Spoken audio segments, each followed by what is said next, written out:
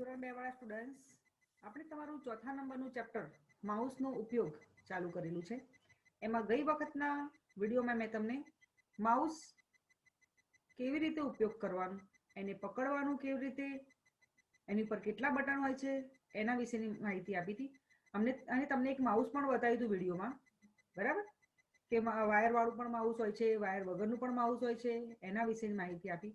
હવે આ વખતના વિડીયોમાં માઉસ પોઇન્ટર કેને કહેવાય, માઉસ ફેરવીએ ત્યારે એનો એરો હોય છે, એને માઉસ પોઇન્ટર કહેવાય, એ કેવી રીતે ફરે છે એના વિશેની આપણે માહિતી મેળવી. એના માટે અહીંયા આપણે એક સ્ક્રીન શેર કરીએ.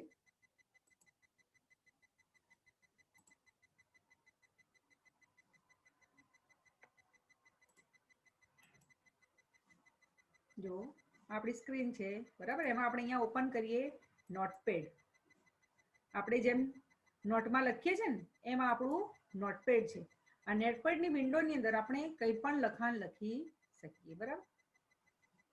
હવે આ જે ફરે છે ને આ ગોળ ગોળ, એને કે આ એરો છે, બરાબર, એને કહેવાય માઉસ પોઇન્ટર. તમે જેમ જેમ માઉસ ફેરવતા જશો એમ આ જે છે નિશાની એ ફરતી જશે, બરાબર. અને આ જે ઊભી લીટી દેખાય છે એને કહેવાય કર્સર, બરાબર. હવે માઉસને જો, માઉસને હંમેશા માઉસ પેડ ઉપર જ ફેરવવું જોઈએ. તમે જે બાજુ લઈ જશો એ બાજુ તમને માઉસનો એરો દેખાશે, બરાબર. જો આ જે ફરે છે ને એને માઉસ પોઇન્ટર કહેવાય, બરાબર. આપણે અહીંયા ઊભી લીટી નિશાની છે એમ તમારે એરોની નિશાની આવે. માઉસને ડાબી બાજુ લઈ જઈએ, જમણી બાજુ લઈ જઈએ, ઉપર લઈ જઈએ, નીચે લઈ જઈએ.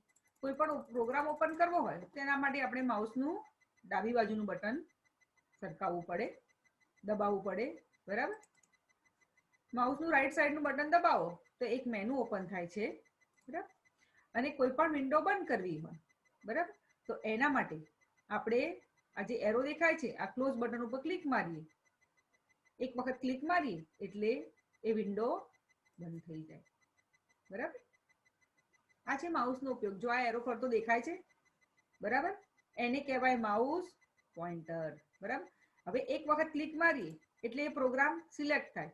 એ પ્રોગ્રામને આપણે ખોલવો હોય તો આપણે એને 2 વખત ક્લિક મારવી પડે તો એ પ્રોગ્રામ ઓપન થાય, બરાબર.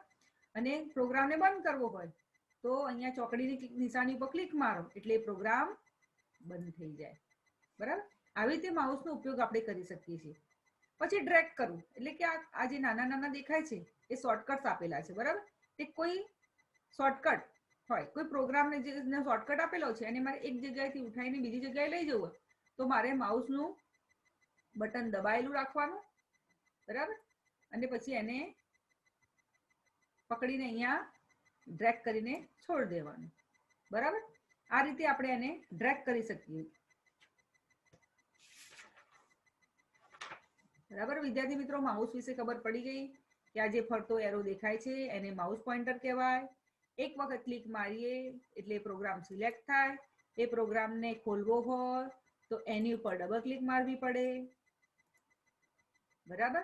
ડ્રેગ કરીએ, ડ્રેગ કરવું હોય તો માઉસનું ડાબી બાજુનું બટન દબાયેલું રાખીને આઇકોનને ખસેડીને આપણે જ્યાં મૂકવું હોય ત્યાં ડ્રેગ કરવું એટલે ઘસેડીને મૂકી શકીએ છીએ, બરાબર.